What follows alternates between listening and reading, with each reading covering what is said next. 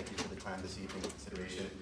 Wanted to share two updates for Transportation for All since our last meeting. I think everyone knows, first of all, we've earlier this month started the first of 4 phases of our community visioning and listening sessions that'll take place all over the county.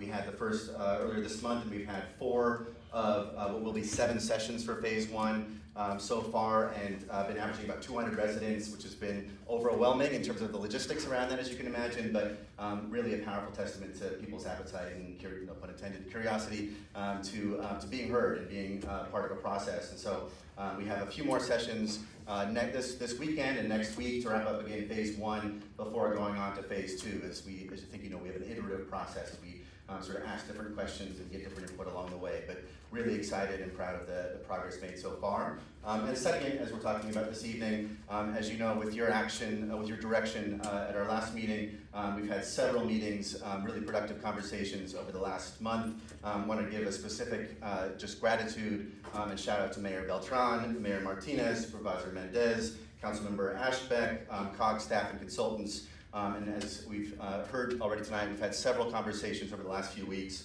and culminating late last week in a tentative agreement on key elements of a possible framework, what this could look like. The second page of what you have in front of you tonight. And really the gist of it, the spirit of it, as you've heard, is one county, one plan. We have some remaining details to be worked out, as we've talked about. We're committed to work those through starting next week, in the next few weeks. But we have agreement tentatively with your blessing tonight on some very key elements and structures of what that framework could look like that ensure strong community input and voice, and as you see, intentional engagement of you all as elected officials, of COG, FCTA, every step along the way. And so with your blessing tonight on this is sort of the structure of a framework and the key elements of it. We are committed to continue to keep working together starting next week and ongoing over the next few weeks to bring you a final plan and proposal that you can adopt and that we can all celebrate at your meeting in June. Thank you. Thank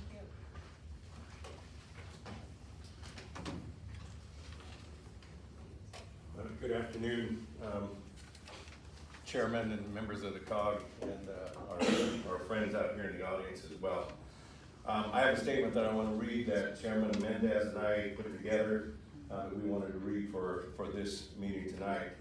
I ask that you stay with me all the way through the reading, and so don't just tune me out when you hear the first sentence. At the April 24th, 25 Fresno COG Council Policy Board hearing, we heard from 2 separate groups about developing an expenditure plan. We heard about 50% voter thresholds versus 66.7% thresholds, and 2 separate competing efforts in being inclusive. In my opinion, what happened last month was a total disruption of this policy board meeting. It was strategically staged to create confusion, doubt, and questions. We would not be here in this situation if we did not have opposition in 2022. We agree that a 50% threshold is more likely to pass than a 66.7% threshold. But at this juncture, Fresno COG and FCT are simply responsible for developing an expenditure plan. FCT is cautiously optimistic with the progress of the meetings between Fresno COG, FCTA, and Transportation for All. However, these meetings have had too many people in them to really be productive. We need to get down and talk about the issues, and we need a small amount of people in there. There needs to be a minimum number of representatives from Transportation for All, Fresno COG, FCTA, and CVCF in these meetings. Again, we are cautiously optimistic we can come to an agreement. As FCTA chairman, I am not sure the proposed framework, one county, one plan, is workable. There was a lot of acknowledgements, and I take this straight out of the board package, or the board agenda item that's before you. There's a lot of acknowledgements, alignments, sharing, engagement, recommendations, and concessions that need to be made by all parties in order for this to be workable. We certainly look forward to working with anyone interested in developing a reasonable transportation expenditure plan that we hope will be supported by the voters of Fresno County. We believe the technical committee should remain in place and independent as established by DKS approach for the renewal. This technical committee is in place to provide necessary background, feedback, guidance, technical expertise into any proposed program, category, priority, or project by the steering committee. I'm almost done. Assuming that we can truly come to an agreement, or truly an agreement can be reached by all parties, we certainly appreciate the opportunity of working with all interested parties for the residents of Fresno County to prepare a transportation expenditure plan that will be supported by the voters. So thank you all for your time, and I appreciate it. Okay, now I'm going to bring it back to the board for board discussion. Any motion? No, we're going to talk about it now. Is there any comments from the board? Yeah. First off, I have to say I just disagree wholeheartedly with the statement that was just made. I believe that this involves everyone. I think those statements set us back. I myself agree that we should not only work to allow, but to encourage participation, as we're going to need everyone to vote for this. It already moved forward and failed once. That statement that I just heard, I'm unhappy about that. But that shouldn't deter the rest of us from moving forward with this. I see a lot of people here tonight, some here that I've seen last time. I've seen some new people, which is good.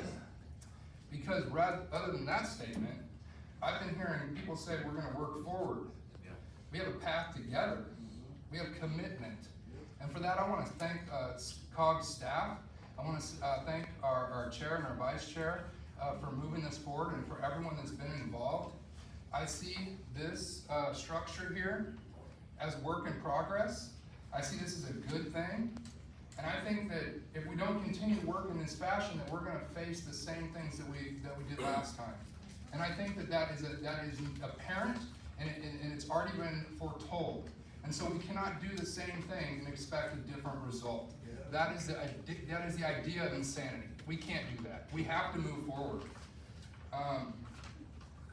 I agree with former mayor and current Clovis Councilmember Ashbeck. This is a great structure to work forward on. And I believe it's our duty as electeds to work with our stakeholders to foster a great and diverse plan. We're in a time where differences in values are at an all-time difference, where people just don't agree on certain things. This can't be that one. Trust in government is an all-time low. That's a perfect opportunity for local governments to band together and decide that we're going to restore some kind of trust. And how do we do that? By reaching out to the public. That's the only way. Transparency and accountability, it should be our strength. It shouldn't be our weakness. We should invite the diverse opinions of others. That is what's going to lead to good governance. That's what's going to lead to restoring trust, and that's what's going to lead to this passing. And anything that's not doing that is just going to leave open holes for people to say, well, we're not going to vote for this. So last time that we were here, this body gave the direction to move forward in this fashion, and COG staff and our chairs and vice chair did that, and for that I very much appreciate, and I appreciate everyone here that's come today. And it's a totally different feeling than last time. Last time I felt like that people were mad because things weren't transparent, and I didn't understand that. But now that I've done some research to understand what had been happening, and now that I see the people here, I hear a different tone, and that's encouraging.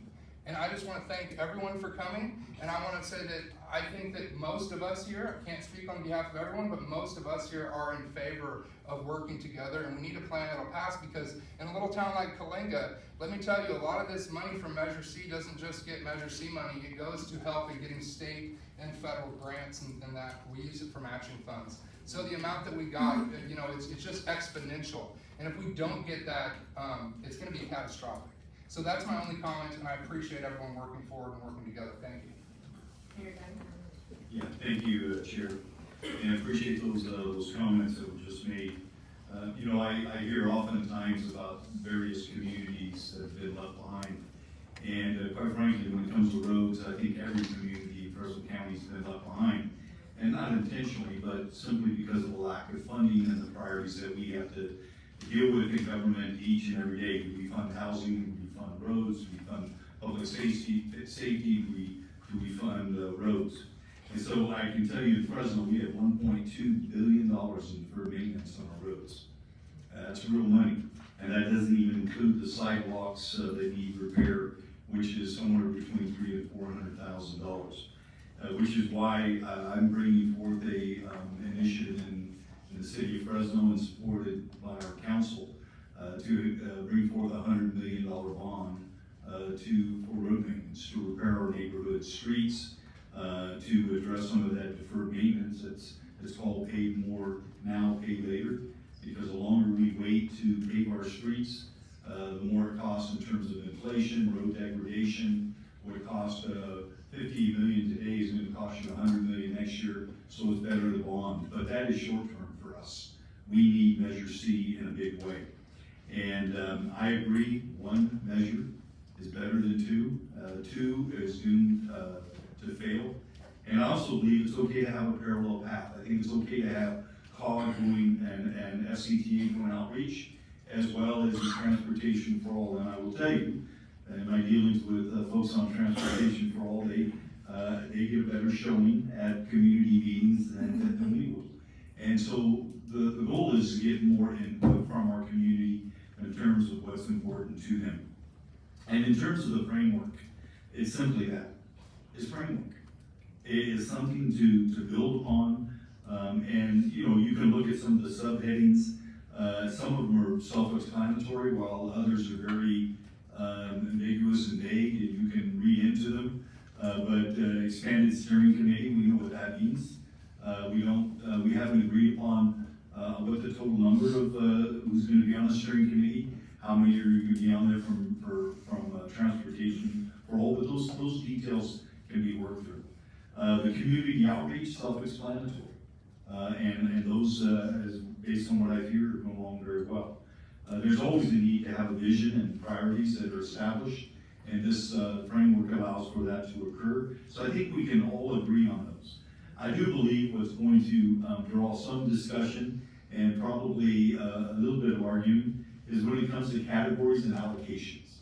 And categories simply means which category is going to be funded based on what percentage. Neighborhood streets versus transportation in terms of public transportation versus whatever else, you name it, you want to throw in there, trails, sidewalks, etc.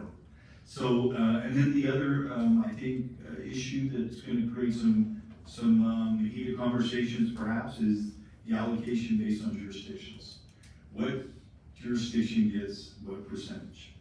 But self-explanatory in terms of what that means. I'm still a little confused in terms of what governance and accountability means. That's going to have to be fleshed out.